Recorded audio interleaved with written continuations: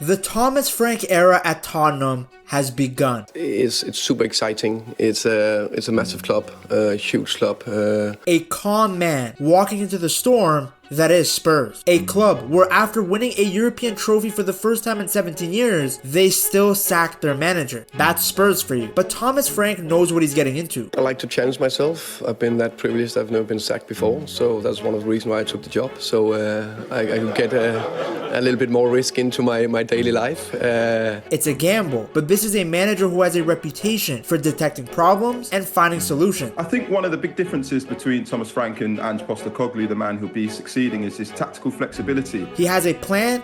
What I will like to see from the team and the players is I want us to be brave.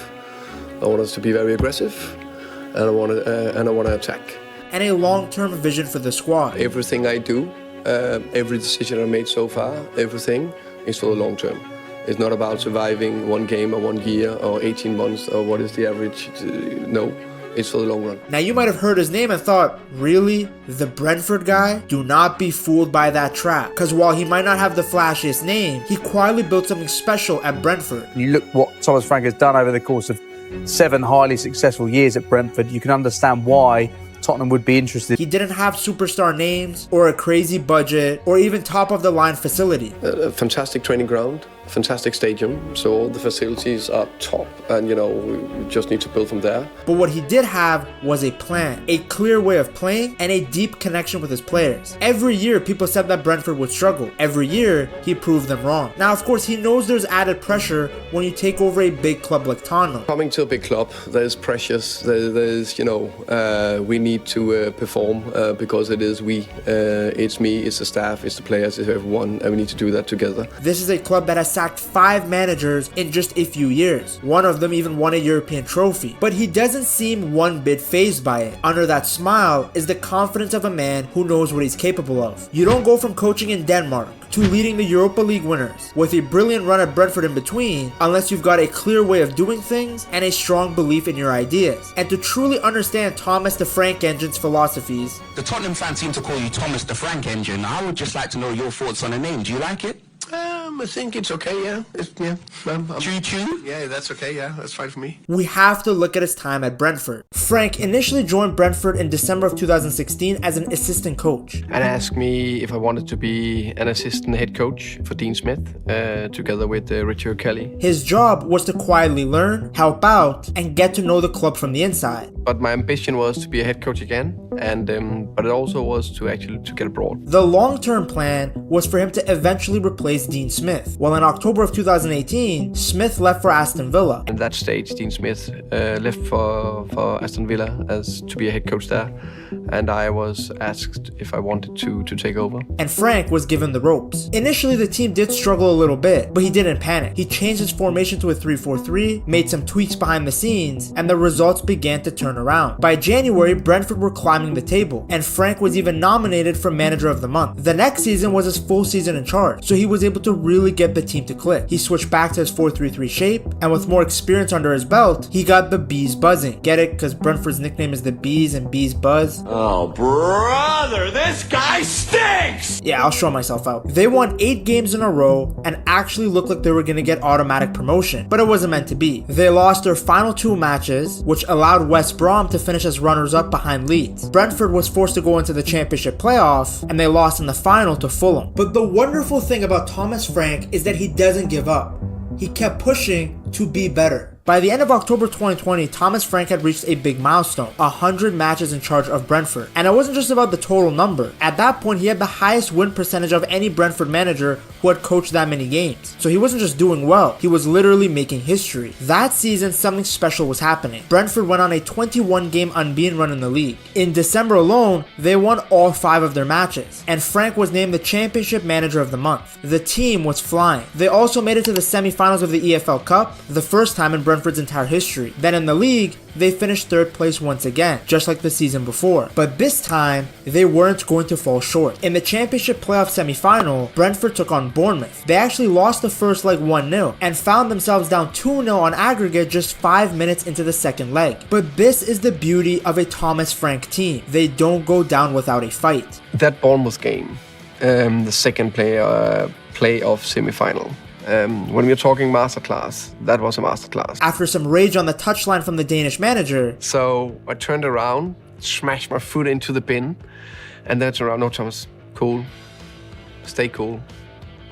For 10 seconds. Turned around, smashed my foot into the bin again. Brentford came back and won the game 3-1. In the playoff final, they beat Swansea 2-0 at Wembley. It was a huge moment. For the first time in over 70 years, Brentford were going to the Premier League. I think the promotion day, of course, and the moment with the final whistle is an explosion of feelings inside your brain and body and everything. So that's a crazy feeling. Frank became just the second manager ever to lead Brentford into the top division, following Harry Curtis back in the 1930s. He had done such a good job that now he was beginning to get noticed outside of Brentford. He was named the DBU Coach of the Year in Denmark and was nominated for the London Football Awards Manager of the Year. It was a season full of rewards, and all of them well deserved. Despite all the accolades though, when Brentford stepped into the Premier League stage in 2021, no one really knew what to expect. They were the new kids. Small club, small budget, first time in the top flight in over 7 decades. But what they did have was a manager who had a plan. Brentford began their Premier League journey with fire. They beat Arsenal 2-0 on opening night, and fans started to believe that this team might actually belong here. Thomas Frank, full of energy on the touchline, clapped for every good move and barked instructions non-stop. The team was super physical, and playing them, especially at the G-Tech Community Stadium, was a nightmare. Halfway through the season, Brentford was sitting 14th, 9 points clear of relegation. They ended up finishing 13th when the season was done. Not bad for your first year with the big boys. To succeed, Frank had shifted styles. There was less focus on possession and a greater emphasis on set pieces and counterattacks. And the consistency and the players know the patterns. But of course I'm aware that we need to be flexible sometimes. They really worked on scoring from any dead ball situation, whether it was a corner, free kick, or even a throw-in. Brentford had 10% less possession per match compared to their previous season in the championship. But the change in style worked. Brentford weren't flashy anymore, but they were smart. And more importantly, they were hard to beat. The mindset we have is that we go into every game and believe we can win. They had a lot of success with their goalie Raya pumping long balls to Tony, who would then flick it on for Mbumo. Again, not the prettiest, but the goal was very simple: to stay up. In their second season, Brentford got even braver. They beat Manchester United 4-0, which I guess isn't that big of an achievement, but United did finish third that season, so I guess it was still somewhat impressive, especially when you compare the wage bill between the two teams. They even did the double over Manchester City. With Frank at the wheel, they didn't just stay up. They punched well above their weight. Their record against the top 6 was very impressive. I mean, you beat Manchester City twice. I mean, we're talking about the best team in the world. And despite working with a fraction of the budget of the other top Premier League teams, they were still able to get results. Frank hit 200 games as the Brentford manager in October of 2022, with more wins at that mark than any coach in the club's history. That Christmas, he signed a new 4.5-year contract. Brentford finished the season 9th, just missing out on Europe, and it was proof that the previous year wasn't a fluke. While the previous seasons were above expectations, the 2024 season was a very hard year for Thomas Frank and his side. Injuries hit the squad like a wall. They had 21 injuries, 11 surgeries, and were without their best player Ivan Toney for most of the season due to a betting ban. Yet still, Thomas Frank stayed calm. He never panicked. He never made excuses. He simply adjusted, gave chances to other players, and made sure that the team fought every week. Brentford ended up being safe with 4 games left to play. They finished 16th, but were 13 points clear of the drop. In many ways, surviving that season might have been one of the biggest achievements in Thomas Frank's managerial career. Going into the 2025 season, and what would become his final season at Brentford, Thomas Frank had one goal: to push his side towards the top half. Despite a smaller squad and more competition than ever, Brentford stayed in the race for a European place until the final weeks. Frank was nominated once again for the Premier League Manager of the Season. Very good season in some ways, fantastic season. I think we can be that positive. They finished 10th, capping off 4 full seasons in the Premier League with final positions of 13th, 9th, 16th, and 10th. That level of consistency with one of the league's lowest budgets is nothing short of remarkable. Thomas Frank had turned Brentford into the giant killers. They were always ready for a fight, and now he brings that same spirit to Tottenham. When Levy saw that Thomas Frank was overachieving so much with such limited resources, I know his balls were tingling. That's exactly the type of manager he was looking for. Every season, Frank lost good players. Sometimes it was his best goal scorer like Mope, Ollie Watkins, and Tony. Other times it would be someone in his back line like Raya and Konsa. Yet without fail, he would adapt. But I believe that Levy was also impressed by Frank's ability to develop talent. Frank doesn't talk about projects. He builds them, something that the Danish manager has been doing long before he came to England. Frank used to be a teacher and started his coaching career in Denmark's youth system. He then managed Denmark at the Under-17 Championships in 2011. His team actually reached the semi-finals after beating England, who had Raheem Sterling and Jordan Pickford. In that team, he had Pierre-Emile Højbjerg, who many Spurs fans know very well, and Christian Norgard. Then when he got to Brenford, he transformed many good talents into top Premier League players. It was under Thomas Frank that Ollie Watkins transformed from a winger into a center forward. That move was pivotal to his career. If he stayed as a winger, who knows what would have happened to his development. That change in position completely changed the trajectory of his career, as he became one of the very best number 9s in the league for a few years. Then you also have Tony, who could have been at a top team right now, but he wanted the money so that he can spend it on Bet365. You also have Mbeumo and Wissa, who evolved into elite players. In fact, in the 2025 season, Mbeumo was one of the best forwards in the league. He got 20 goals and 8 assists on a side that ended up mid-table. Then you have Damsgaard, who got 10 assists as an attacking midfielder in the 4-2-3-1, but nobody talked about him. You can't tell me that there isn't pretty privilege in football, because this guy is a baller, but because his hairline is sprinting away from him and he plays for a club outside the top 6, nobody appreciates his ability. I also want you guys to take a look at the different kind of profiles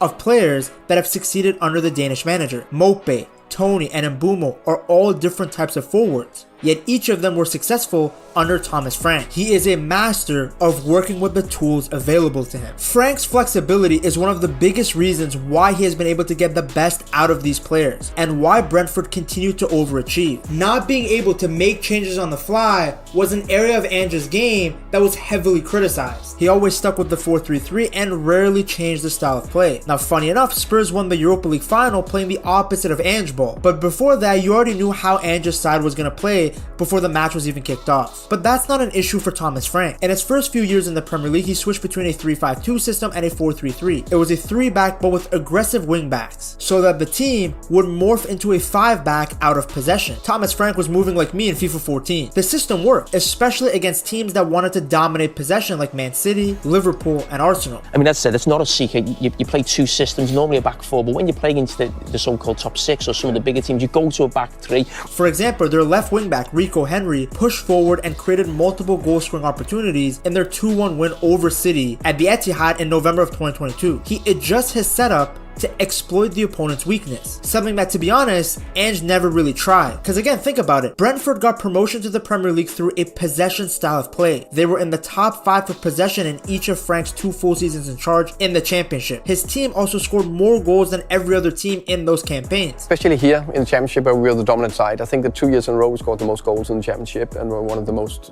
dominated, most attacking teams there. But he completely changed his philosophy and style as soon as he got to the Premier League. He became far more pragmatic. We think the team is better with a back 3, back 5 when we need that sometimes. Going into a league that we know is maybe the toughest league in the world, and you know you need to be able to defend well. They went from dominating the ball to becoming a counter-attacking side. Look at this chart. It very much shows what Brentford's identity was. Go long, go fast, and play direct. In all 4 of their top flight seasons, they were one of the top 5 teams for the number of long passes that they played. Their peak came in the 2023 season, where 16.6% of their passes were hit long, often aimed at Ivan Toney. Thomas Frank is more flexible than your local hooker. In 2023, I saw him use a 3-4-3 with Wissa on the left, Josh Da Silva on the right, and Mbeumo as a right wing back and Tony up front. But then when Tony left, Frank changed his system up again. Initially, he started with a 4-3-3, but realized tweaks were needed, hence why, according to The Athletic, 4-2-3-1 was actually the most commonly used formation by the Dane in the 2025 season. Instead of long balls, he transitioned to having Damsgaard feeding through balls to the fast wingers, players like Wissa and Mbeumo, and it worked wonders. There was a reason both of these guys reached double figures. I believe the hope is that Thomas Frank can use his track record of developing talent to help the young stars of Spurs. Players like Berival, Archie Gray, and Mikey Moore can take the same leaps that we saw taken by Mbumo, Wissa, and Tony. I can see him sticking with his 4-2-3-1 system and using Madison where he was using Damsgaard. Madison can offer an even higher level of technical quality and creativity in that position. Kulusevski works in that role too, but I could see Thomas Frank wanting to use the Swede's power more on the wing than through the middle. Then of course up top, Solanke is a great 9. He can play with his back to goal, but can also offer a threat in behind. He's not as dominant in the air as Tony was, but he arguably offers better technical play. Then for the double pivot, he has a wide range of players that he can choose from, between Bentancur, Bissouma, and Sarr. With this current roster, I doubt he uses a 3-back, and since Tottenham has more quality than his Brentford side, I don't see why he would want to. Although I do think Pedro Porro would cook as a right wing back. I personally think we are going to see a shift back to the way his Brentford team played in the championship, because when you look at this chart right here, you can see that over time, his Brentford side was moving further towards a slow and intricate style, the same style that they used to get promotion to the Premier League. Now that Frank has more access to talent and money, I think he will try to have his sides keep the ball more. But the good thing is that he will also likely encourage his players to not be afraid of being direct. Under Ange, Tottenham played only short passes. Only Man City had less long passes played than Spurs. But under Frank, we could see elements of his Brentford side when it comes to putting long balls into the channels to create opportunities. And believe me, his strategy works. Look at where Brentford ranked in expected goals per shot. They make up 3 of the top 10 seasonal averages. So don't get it twisted. Frank's teams do not just hoof the ball for no reason. Then out of possession, his Brentford side didn't press all the time like Spurs did under Ange ball. Spurs, for example, were second in the Premier League when it came to pressures in the final third. Meanwhile, Brentford were 14th. This is actually a good sign to Spurs fans because a big reason for all their injuries was the high intensity pressing. The way Frank wants to see his team without the ball is far more sustainable, especially given how many competitions there are. Now, Ange and Thomas Frank aren't just different in their tactical styles. They also have very different personas. Thomas Frank is full of energy on the sidelines. He's not the kind of coach who just stands and watches. He shouts instructions, waves his arms, and claps when his team breaks through an opponent's press. He's always in motion, talking to his assistants, pointing things out, and sometimes even pulling out a tactics board during breaks to show his players exactly what he wants. Ange was more composed and relaxed. Only when he was completely livid would you see him being animated on the touchline. Frank also prepares for every match in detail. Reportedly, he even planned his substitutions before the game started. And in that plan A, I got 5 subs planned. But while he's very tactical, he also has that fire in him. In a match against Wolves in January of 2022, Frank was so upset after the final whistle that he confronted João Moutinho and Ruben Neves. The ref gave him a yellow, and Frank simply said, "You may as well show me the second yellow," and he got sent off. But despite these fiery moments, he's usually pretty calm after a loss. He stays composed and thoughtful, unlike Ange, who at times let his frustration turn into drama. When Brentford won, Frank would reportedly enjoy a glass of red wine, and no matter what happened, win or lose, he had one rule: the team gets 24 hours to feel the emotion. Then after that, it's back to work. Although I don't know if he can keep up this rule with how many games Spurs are playing. When you have 3 matches in the span of 5 days, you don't really have 24 hours to cool down. Frank also built a strong culture at Brentford. He had one clear rule: no egos, no troublemakers. He called it his no dickheads policy. And you mentioned the no dickheads policy. What is a dickhead? A dickhead is, what you can say, it's difficult to explain, but definitely a person that don't care about his teammates or staff members. For him, a player's personality mattered just as much as their skills. That balance of belief and respect was the heart of his leadership. Now, the biggest question with Thomas Frank is whether he can handle the pressure and attention that comes with managing a big club like Tottenham. The season will be very busy. Spurs have qualified for the Champions League, which means that they'll be playing a lot more games. In fact, in the 2025 season, Spurs played 17 more matches than Brentford. On top of that, Frank has never managed in a major European competition before. The only experience he has is a few early qualifying games with Brøndby, so this will be a big step up for him. His coaching style worked wonders at Brentford, but at Spurs, it might need some changes to keep up with the higher expectations and busier schedule. The good thing is, he has a player like Kulusevski in his team. To see just how underrated the Swede is, you have to check out this video right here.